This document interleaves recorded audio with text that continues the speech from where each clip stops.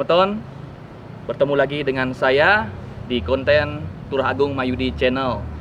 Hari ini saya berada di Kabupaten Tabanan, tepatnya di Puri Anom Tabanan. Saya akan menggali bagaimana sejarah dan bangunan-bangunan kuno dan klasik di Puri ini, dan bagaimana seorang tokoh di sini menjaga kesenian dan budaya Puri di Tabanan. Bagaimana kisahnya? Kita saksikan bersama.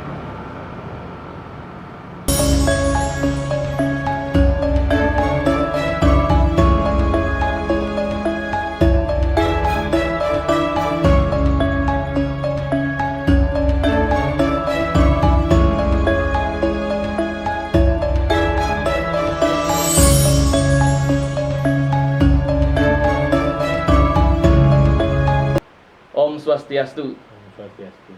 Semeton, bertemu lagi dengan saya di konten Turah Agung Mayudi Channel. Hari ini hari yang sangat bahagia, hari yang sangat cerah. Bagaimana saya sendiri di sini diterima oleh tokoh yang sangat luar biasa. Beliau adalah paman saya, saya, tapi dalam dreste ataupun budaya di Puri, yang memanggil beliau adalah Ratu. Baik Semeton, sebelum kita mengulas bagaimana kisah, sejarah, ataupun bangunan, situs budaya, dan beliau sendiri adalah seorang pelestari budaya di Puri Anom Tabanan, ada baiknya Semeton klik channel ini untuk subscribe, like, komen di bawah ini, dan bagikan kepada semua Semeton-Semeton, ya Semeton di Nusantara, ataupun di khususnya di Bali. Baik Ratu, Om Swastiastu, Ratu, Rapi Gatre, tos dulu, Sipso. Kali ini kami berdua pakai baju Sipso, ya Sipso ya tiang. Ya sekarang juga hitam dan putih Ruo Binede, menjadi satu sinergi itu nih, sinergitas yang sangat baik. Ini Ratu, dalam konten ini Tiang sendiri mengangkat sejarah, tokoh dan budaya maupun seni di Bali. Adapun Ratu di sini sebagai tokoh di Puri Anom Tabanan ini. Baik, sebelum lanjut lagi, Ratu perkenalkan tuh pada Semeton muda di Bali, nama lengkap Ratu, riwayat dan bagaimana semua. Ya, nggih. Semua tuh lah. Inggih Ratu. Om Swastiastu, Semeton sareng sami yang sedang menyaksikan channel Turah Agung Mayudi. Jadi saat hari ini saya merasa sangat bangga dan sangat terhormat bisa diwawancarai oleh salah satu tokoh muda. Wah, ini beliau juga tokoh muda Puri Tabanan sebenarnya, yang aktivitas seni budaya bahkan sudah praktis ya. Kan juga sebagai seorang napi sana pergina ya terakhir. Jadi saya sangat bangga karena jarang sekali anak-anak muda di Puri di Tabanan ini yang menjadi pergina. Mungkin Turah Agung satu-satunya nih yang bisa ngigel enggak? Iya, satu-satunya. Yang masih level-levelnya. Ya. Kalau yang lisir-lisiran dulu mungkin lebih banyak. Jadi saya sangat apresiasi dengan semangat. Apalagi kemudian channel ini saya kira sangat bermanfaat ya. Karena bisa memberikan informasi yang tepat dan langsung terhadap semeton-semeton yang mencintai budaya dan agama di Bali ini. Jadi Tiang perkenalkan, nama Tiang adalah Anak Agung Ngurah Panjastika. Tiang walaupun kita seumuran, seumuran ya. Tiang dalam strukturnya Tiang masih omnya Turah Agung. Jadi beliau ini di Puri Dangin Tabanan, sementara Tiang di Puri Anom Tabanan. Dalam tatanannya juga Puri Dangin itu adalah keponakannya Puri Anom. Jadi yang membuat Puri Anom itu adalah om dari yang membuat Puri Dangin. Jadi hubungannya sangat-sangat erat. Ini. Nah, kemudian Tiang sehari-hari kan sebenarnya adalah seorang pengusaha. Walaupun pengusaha kecil-kecilan gitu ya. Tiang mungkin lebih tepatnya bukan pengusaha lah, karena jiwa bisnis Tiang agak kurang. Tiang lebih cenderung orang kreatif lah.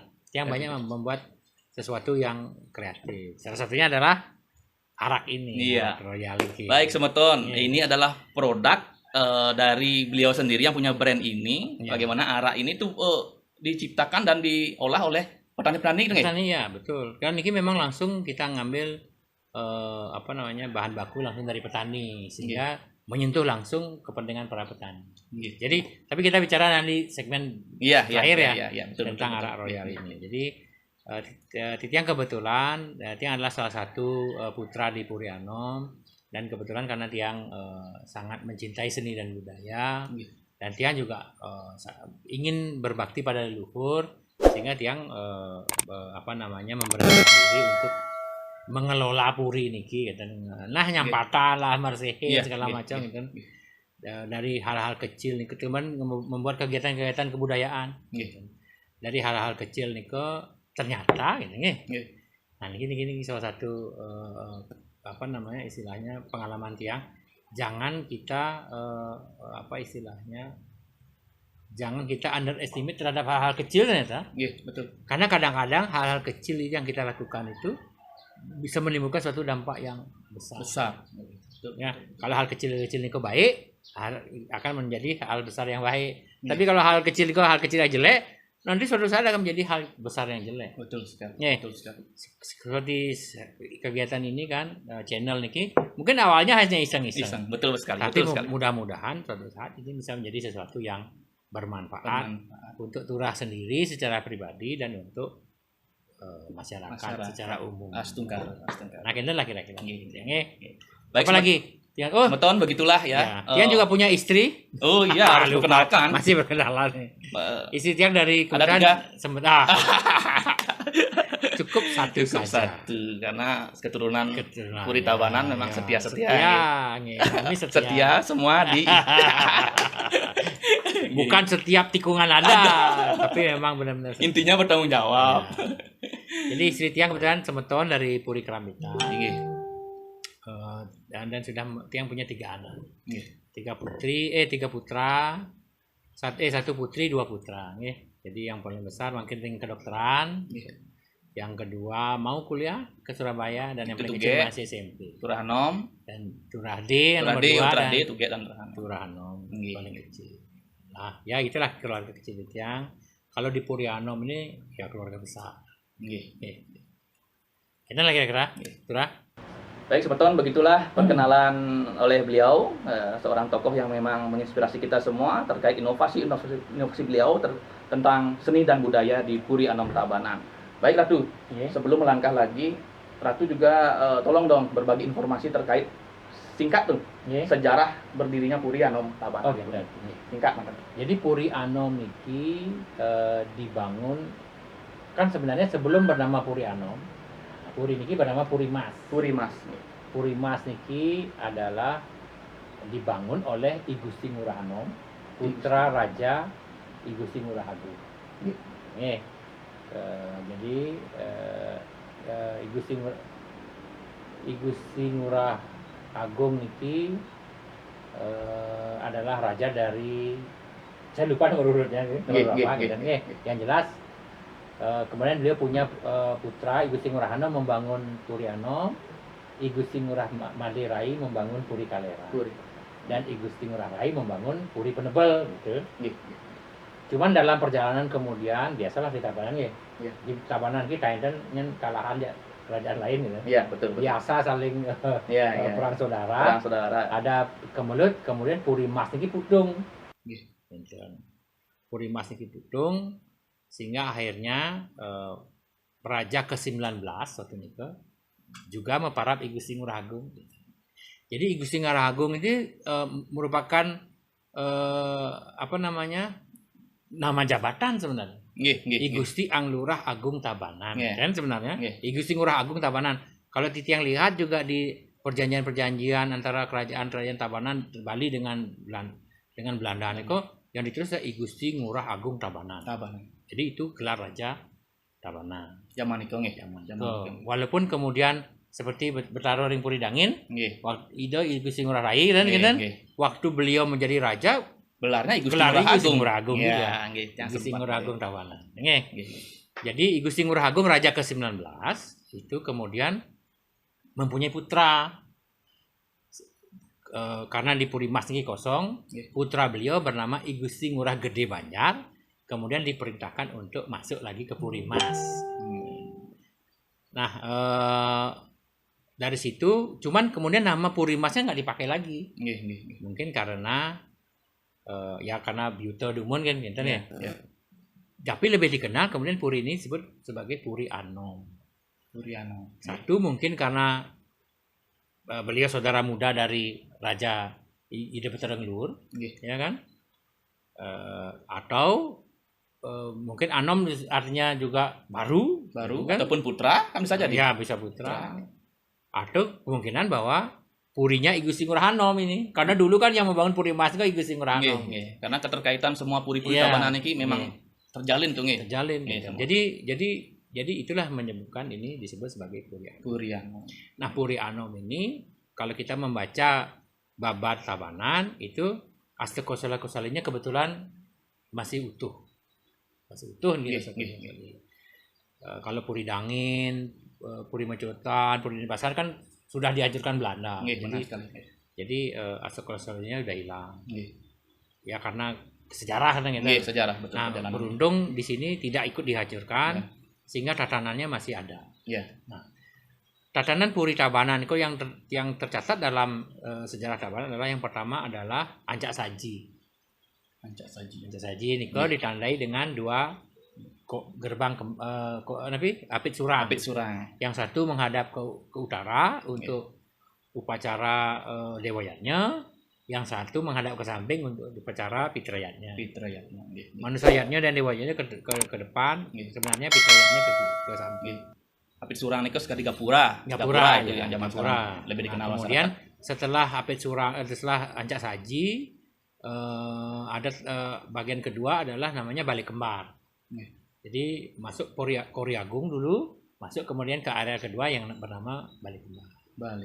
Balik Kembar itu adalah tempat untuk upacara pengabenan yang utama, ngasti bedana niku biasanya. Nggih, utamon. Ya munggah Balik Kembar. Nah kalau di daerah Kangin niku Balik Kembar niku Semanggen lah. Ya, Semanggen nggih. Mirip Semanggen. Karena bentuk balinya juga sama dia lihat. Ya. Dan Semanggen itu seperti kinten nggih yang disakralkan untuk upacara-upacara kematian Ya, seperti itu nggih. kematian yang besar-besar Nggih, pasti nggih, nggih. dimunggah ke Semanggen. Nah, setelah Balik Kembar niku masuk Kuri Agung lagi, kemudian masuk ke tahap ketiga itu Tandakan. Tandakan itu adalah ya kalau Dumun fungsinya sebagai guest house. Ya. Jadi Dumun kalau menerima tamu, Riki, makanya di sini ditandakan ada yang kita sebut Balai Agung. Nggih. Balai Agung itu Megunung Rata. Ciri Balai Megunung Rata itu tempat untuk penangkilan. Jadi kalau orang nangkil kan pasti yang dihormati di atas, yang nangkil di bawah. Di bawah. Itu makanya ada Gunung Rata. Ada ada sistem seperti tangga, semeton. Tangga satu dihormati oleh tangga dua. Ya, begitulah. Dan sekali itu. Sehingga begitu di sini. Kemudian di sini ada balai khusus namanya Balai Murdamanik.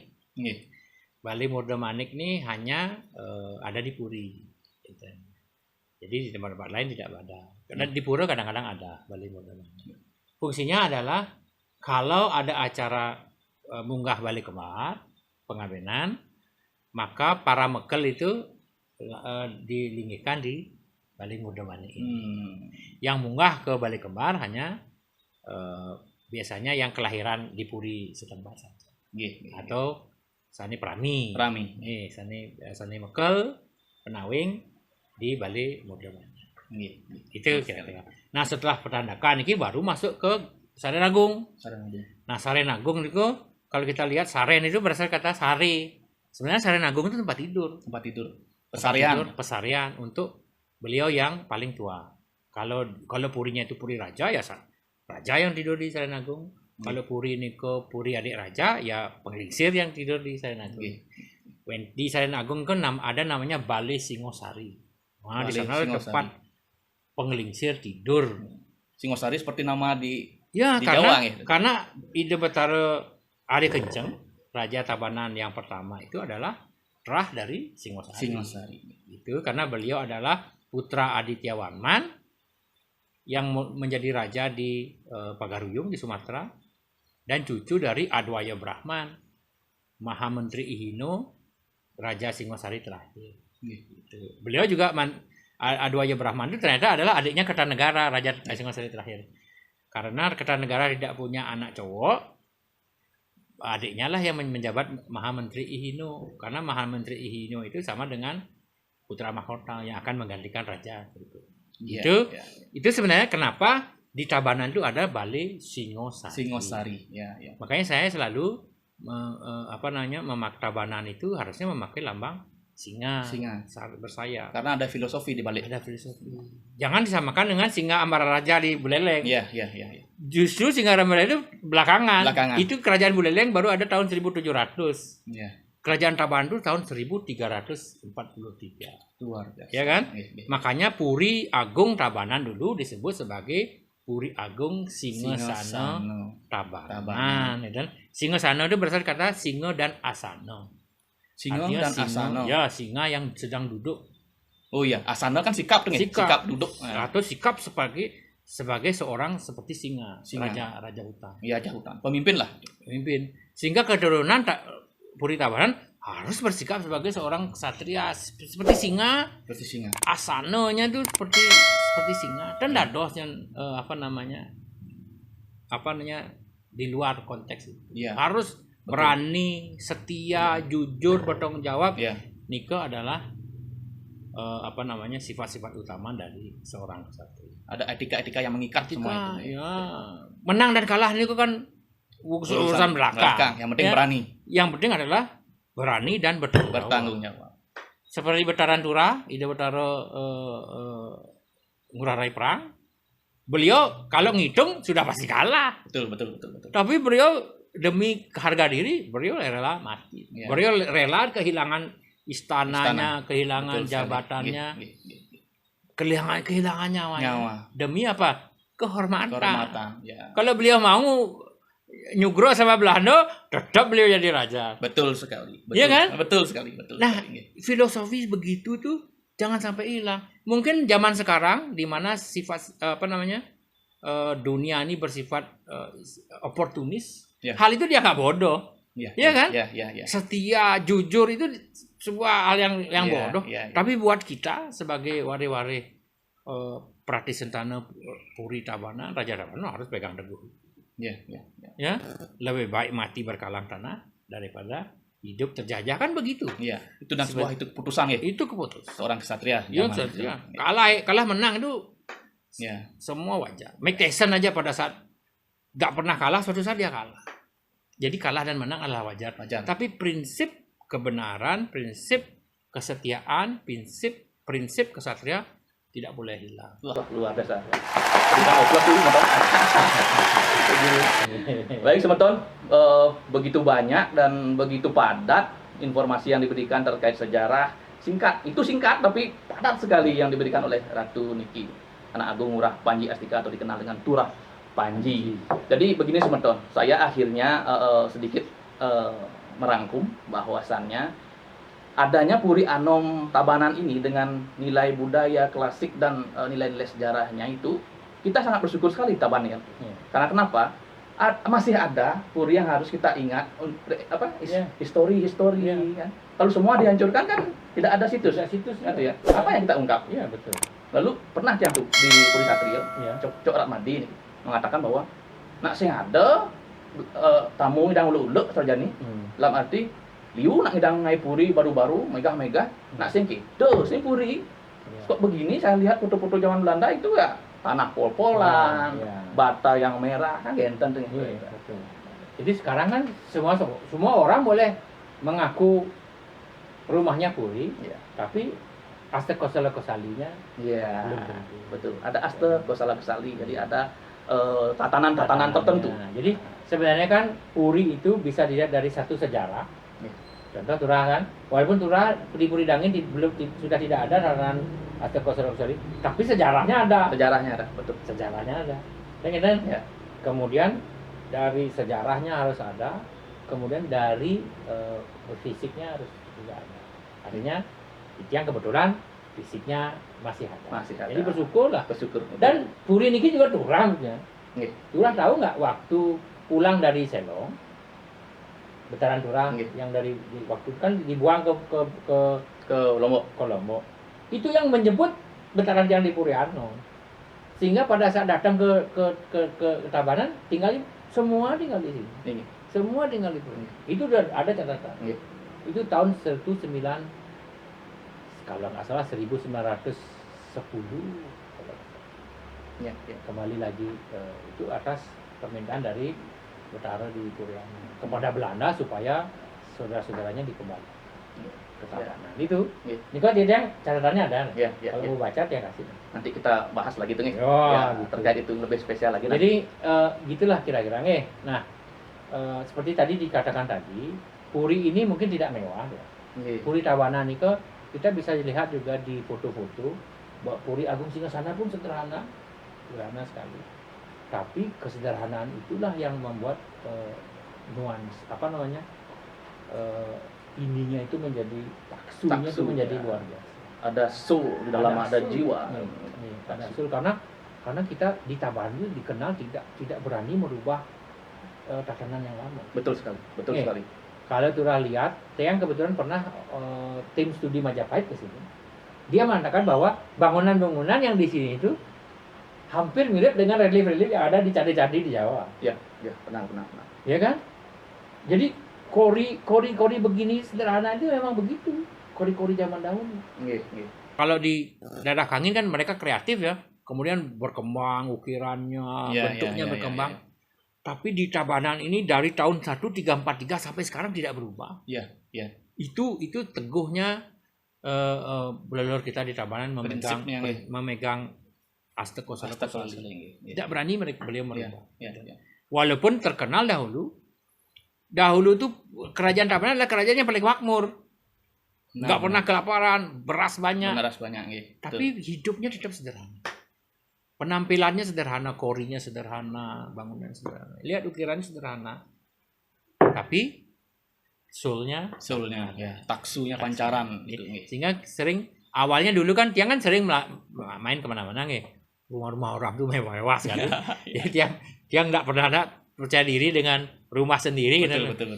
Tapi setelah tiang bersihkan, tiang tata, potong rumput, rapikan, semua nih. Kemudian bikin kegiatan-kegiatan budaya, banyak kemudian tamu datang.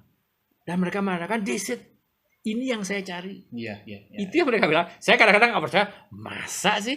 Iya. Iya, Mereka bilang, ini yang saya cari. Mereka lihat undak-undagan, batu padas yang sudah haus dimakan usia itu. Iya. Dia bengong lihat itu. Iya.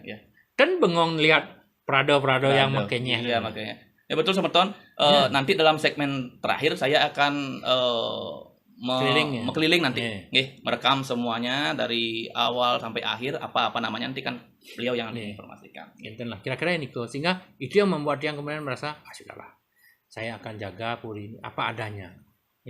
Muniki kan muniki yang penting kita jaga. Makanya setiap kita melakukan perbaikan tiang tidak melakukan pembaharuan, tapi konsepnya restorasi. Apa yang bisa kita pasang kembali. Kalau memang sudah tidak bisa dipasang, kita carikan pengganti yang mirip. Untuk masih banyak PR sih sekali niki bangunan niki. Balai Sako berapa nih ke Kudus niki, Astapardo niki masih belum bagus restorasinya. Mudah-mudahan ada rezeki nanti kita restorasi kembali. Betulan sekali niki pembicaraan kita ke arahnya ke sana. Terkait restorasi dan semua kan yang detail sekali justru lebih susah untuk merestorasi karena takut kalau ini dicabut ini yang hancur. Bagaimana dan punapi itu prosesnya itu dan agar Semeton juga tahu biayanya dari mana kan itu sangat luar biasa biayanya itu. Nah kalau sekarang niki biaya kan masih dari internal dari Semeton dari tiang. Nah kalau kita dapat rezeki sedikit dari tamu-tamu ini kok kita lakukan perbaikan yang kecil-kecil. Tapi perbaikan yang besar-besar biasanya dari Semeton kami. Sekali kemarin tembok Winter rubuh kita pasang ulang. Ya tetap papahan kewajiban itu tetap kita laksanakan karena setiap bangunan itu setiap saren Winter saling ngomong lah. Artinya yang dibagi nih ke tanggung jawab ya. Haknya semua orang boleh pakai. Jadi jangan salah. Di Puri ini kalau ada ini amongan saren tengah gitu nih. Amongan saren kau. Sekali balik tandakan ini amongan saren tengah. Balik kembar amongan saren tahu. Yang dibagi ini adalah kewajiban. Tapi haknya semua. Tidak ada yang menghai di puri niki. Nggih. Niki tiang lah hak ada. Hak semua orang. Niki tiang lah kewajiban ya. Ya. Gitu. Ya. Sehingga kalaupun kita memperbaiki niki tetap matur sareng sane ngomong. Ya kan? Karena yang bertanggung jawab ada. Enten. Nah, setelah itu biasanya sani ngomong sani utama, kemudian teman-teman penjelasan nyarengin. Biasanya yang mudah-mudahan kebetulan Yowano di Purianom niki semangatnya tinggi. Iya, betul. Dan para Yowano yang sudah mulai bisa bekerja, mulai punya rezeki, mereka ikut maturan lah. Iya. Memperbaiki apapun. Kemarin tiang amongan saling kau temboknya rubuh. Tiang perbaiki saling kau sebagai pengembang utama.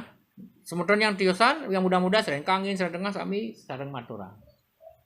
Sebisa mampu. Tidak dihitung. Iya. Maturan 1 juta, maturan 100.000 nilainya sama. Yang penting hatinya, keikhlasannya untuk beriaknya kepada tanah kelahiran. Karena bagaimanapun juga ini kan punya kita semua. Ya, betul. Nah, itu jadi belumlah kami mendapatkan beruntung mendapatkan dana dari pihak-pihak luar. Pemerintah juga belum melirik lah aset budaya di Tabanan.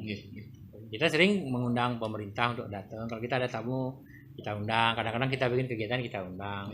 Tapi mungkin keterbatasan dana ya dari Pemda Tabanan. Belumlah kita mendapatkan bantuan dari khusus untuk pelestarian, perbaikan bangunan puri. Ya, semoga dengan konten ini nantinya adalah ya. Tapi kita kan tidak pernah memaksakan. Sebenarnya harus pemerintah itu memperhatikan hal-hal yang berbau budaya. Ya, karena bagaimanapun juga puri-puri ini kan bagian penting dari kemerdekaan Republik Indonesia. Jadi puri-puri Tabanan ini adalah salah puri-puri yang berafiliasi dengan Republik. Betul. Pada saat perjuangan kemerdekaan itu, puri-puri Tabanan ini adalah puri-puri yang berafiliasi dengan pejuang Republik. Seperti itu. Sehingga banyak teman-teman kita niko yang terlibat langsung dalam gerakan kemerdekaan. Yang di Purianom niki yang sedo wenten di Taman Makan Pahlawan, yang ditangkap di penjara oleh Belanda banyak. Bahkan ada yang berjuang sampai di Jawa Barat. Tuayah Cimahi niko beliau ikut berperang waktu Daan Mogot gugur di hutan Lengkong waktu itu. Jadi puri-puri Tabanan ini adalah puri-puri pejuang. Tidak hanya zaman dulu, bahkan zaman Belanda juga sampai zaman revolusi Indonesia juga ikut semangat untuk itu. Nah, kalau dan beberapa bangunan-bangunan pemerintah itu disumbangkan oleh Puri. Ya dulu itu karena Puri itu merasa bertanggung jawab. Jadi waktu itu kan waktu awal terbentuknya Republik Indonesia ini kan pemerintah nggak punya aset. Ya kan asetnya ada. Jadi semua asetnya aset Puri. Aset Puri Kaleran, Puri Anom, termasuk Puri Dangin, Puri. Ya termasuk Gedung Mario itu punya siapa? Iya kan? Gedung Mario itu kan dulu dirampok oleh Belanda, betul. Iya kan? Iya kan? Kalau sebenarnya harusnya dikembalikan dong ke yang punya. Tapi sekarang sudah menjadi. Ya kita susah lah cerita tentang itu karena itu masalah inilah yang. Tapi sebenarnya kalau kita logikakan, kita kan ngomong blok nih. Yen pemaman turah rampok motor. Habis itu perampok niki pulang kampung dia banget nak ler gitu. Tapi kok nak dikembalikan ke persis seperti itu. Itulah kira-kira. Jadi sebenarnya harapan saya sih, karena sebenarnya gini, di pemerintah Republik Indonesia itu saya pernah dengar, saya kebetulan dia kan aktif ring forum silaturahmi Keraton Nusantara. Itu yang aktif di sana ikut. Tujuan tiang ikut di sana adalah satu pergaulan, kedua tiang ingin melihat wawasan memperluas wawasan, ketiga ingin mengakses juga informasi-informasi yang kira-kira bermanfaat untuk kita semua. Saya sempat mendengar itu bahwa sebenarnya dari di Kementerian Kebudayaan itu dana-dana itu untuk budaya itu sangat banyak sekali. Dan itu tidak bisa tersalurkan. Nah itu kalau seandainya pemerintah Tabanan khususnya ini mau mengakses itu dan menyalurkan ke puri-puri yang ada, kan betapa kita kan sangat terima kasih lah. Karena bayangkan ini Puri niki memelihara ini kan berat sekali. Berat sekali, betul. Berat sekali kan. Betul, ya. Puri ini kan sudah dilucuti segalanya. Betul. Ya, kekuasaan sudah tidak ada. Ya. Kekayaan juga sudah habis. Kita kena land reform. Kita kena 2 kali. Waktu Belanda datang dirampas oleh Belanda. Kemudian diselesaikan sedikit. Kemudian tahun 64 kena lagi land reform. Ya. Sehingga kekayaan puri-puri itu habis. Kekuasaan sudah tidak punya, kekayaannya juga sudah habis. Tapi kewajiban kita banyak. 1, menjaga aset budaya. Kedua, kewajiban kita di pura-pura banyak sekali. Pengempon, Ya kan pengancam. banyak sekali sebagai pengancam pura-pura. Ya syukur masyarakat juga mengerti bahwa di Puri juga sekarang tidak punya kemampuan. Betul, sehingga sekali. pengempuan lah yang sekarang membackup upacara-upacara yang di Puri. Kalau zaman dulu kami dari Puri. Tapi ya kita juga sudah dilucuti semua. Benar sekali. Kalau sekarang makanya pemerintah membiayai pura ya wajar. Karena semua aset kerajaan itu sudah diambil oleh pemerintah. Iya, beralih lah nih sistem pemerintahan itu beralih. Tapi mohonlah jangan terlalu dilupakan kita. Betul sekali. Puri ini harus jaga. Karena sebenarnya kan kita ini terbuka. Yeah. Kenapa Puri ini kemudian yang pakai sebagai kegiatan budaya? Karena dia ingin sekali menyumbangkan Puri ini untuk masyarakat supaya bermanfaat. Kalau tidak ada manfaat Puri ini hanya sekedar dead monument. Monumen yang mati nggak ada manfaat. Tapi kalau Puri ini bisa menjadi tempat aktivitas budaya anak-anak muda, kan sekarang itu anak-anak muda itu gampang sekali dipengaruhi oleh budaya-budaya luar. Betul. Karena kan harus informasi, gadget segala macam. Nah, satu-satunya cara kita menyetop udah nggak mungkin. Iya kan? Gimana kita mau menyetop drama Korea? Gimana kita mau menyetop sinetron? Kan nggak bisa. Yang kita bisa lakukan adalah kita mempertebal kecintaan anak-anak muda terhadap budayanya sendiri. Caranya memperbanyak aktivitas kebudayaan. Makanya Titiang di sini bikin Titiang sanggar tari, bikin Titiang kegiatan kesenian, bikin Titiang pameran lukisan, bikin Titiang pameran keris, bikin Titiang fotografi klasik. PS klasik. Karena sekarang kan banyak anak-anak muda nih berkreasi dalam bidang fotografi. Mereka malah menggali lagi gimana sih pepayasan yang benar, gimana sih pepayasan zaman tahun 30. Yang manut Kendersto kan gitu saya. Itu bagus sekali. Itu membuat orang Bali lebih mencintai kostumnya sendiri. Betul. Orang Bali kan fanatik. Kalau orang Bali suruh kawin pakai kostum modern tuh kayak di Korea nggak mau. Pasti mereka mau gaya Bali yang klasik. Udah mulai nih. Apalagi sekarang ada gini ya tuh. Pra-wedding. Pra-wedding. Kenapa kami buka nih untuk pra-wedding? Kami tidak menjual Puri, bukannya menjual. Justru kami ingin Puri ini bermanfaat. Ya, tentu tidak semua bagian Puri bisa. Iya betul. Ada privasi ada tempat-tempat seperti Saren Agung, Suci Agung, ya itu tidak boleh dipakai untuk umum. Kalau semeton, kalau turun, kalau maling merabian, tidur di sofa yang. Enten jeng lurus, angin nak turun wenan Nah itulah kira-kira yang ada dalam benak Titiang. Baik semeton, begitu hangat, begitu padat, serta banyak edukasi yang diberikan oleh beliau niki terkait sejarah, pelestarian budaya Puri, restorasi dan seni budaya. Semua sudah dikupas tuntas oleh beliau. Terima kasih Ratu. Semakin hangat rasanya yang seruput demen kopi agar gendan. Semeton, giring, medang. Saya nggak ada sloki ya. Semeton, agar tidak lewat, beliau niki adalah sebenarnya pernah menjadi kandidat Bupati Tabanan ya, walaupun ya memang belum jodohnya tuh yang penting kan sudah berani menunjukkan diri. Betul. Berani menunjukkan diri. Mudah-mudahan ke depan tuh tetap semangat tuh, tetap semangat harus jiwa kesatria Puri Tabanan harus terus bergelora. Nah sekarang tuh di masa pandemi niki tuh, nah yang ingin bahas niki The Royal Arak Royal. Jadi yang bicara latar belakang ya. Jadi sebenarnya yang pertama itu saya sebenarnya sangat kasihan dengan arak. Karena arak itu di downgrade oleh kita sendiri. Kalau orang mendengar nama arak itu orang mengimajinasikan sebuah minuman yang berbahaya. Saya sering, kebetulan teman-teman yang banyak di luar negeri, kalau anak-anaknya ke Bali tuh jangan minum arak, nanti hati-hati, itu racun. Itu yang terjadi sekarang. Iya, iya, iya. Sehingga arak itu menjadi minuman sampah. Karena banyak yang mati, banyak yang keracunan, kan itu banyak yang berita. Nah, padahal sebenarnya arak ini adalah salah satu minuman yang luar biasa. Luar biasa. Arak ini adalah satu-satunya minuman ya spirit yang terbuat dari nira, dari saripati bunga palem. Di dunia ini ada 8 family spirit, arak ini yang 9. Jadi contoh nih, kalau kita mendengar sake, orang sudah berpikir Jepang, betul. Kita mendengar tequila, orang berpikir Meksiko. Kita mendengar whisky, orang berpikir Eropa. Orang mendengar bourbon, Jack Daniel, orang mikir Amerika. Yes. Sekarang soju, Korea.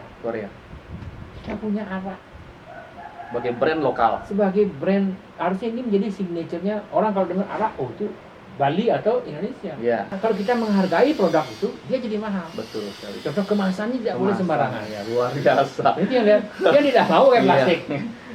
Karena dia mau jual ini dia mau buktikan ke orang luar negeri bahwa arak saya jauh lebih enak daripada whisky Anda. Betul. Kemasan saya buat niki khusus nih. Niki khusus untuk yang VVIP nih. Kebetulan kan dia sering ada tamu nih. Iya. Jadi Tian juga ingin ini menjadi agar dunia luar tuh juga mengerti bahwa arak itu adalah minuman yang high class. Menjadi ikon di Bali. Iya, menjadi ikon di Bali. Sehingga Tian buatlah kotak-kotak yang luar biasa. Iya. Kemasan lah. Kemasannya yang bagus. Jadi kalau sesuatu hal kecil ya kita jalani dengan penuh cinta, ya, tiap biji penuh kecintaan dia, itu akan menjadi sebuah produk yang luar biasa. Sebagus apapun produk itu, kalau kita asal-asalan mengerjakannya, maka itu kan menjadi sampah. Ya. Itu saja persoalannya. Benar sekali. Jadi bersemangat ya. Ya. Saya mau anak-anak muda di Bali, ya jangan nanya, jangan mabuk-mabukan. Betul. Saya membuat arak ini bukan untuk mabuk-mabukan. Betul. Ya, tapi kita konsumsilah ini sebagai untuk kesehatan dan kebahagiaan. Ya. Betul. Karena orang asing itu mereka tidak mengharamkan alkohol. Ya. Mereka biasa minum. Ya. Minum itu bertanggung jawab. Ya. Mereka tahu kapan harus berhenti dan kapan Ya. mereka minum. Kalau untuk kesehatan mereka minum rutin setiap hari. Tapi kalau ada acara-acara yang memerlukan rasa bahagia, mereka minum dengan takaran lebih banyak. Tapi mereka tahu kontrol. Baik, Semeton. Begitu banyak sehangat arak pembicaraan ini. Baik, Kentan Dumundu. Nggih, Karena galah niki beliau karena memang banyak sekali, padat sekali kegiatannya. Nggih. Kami akhiri dengan Parama Santi, atuh, ngiring. Om Santi Om.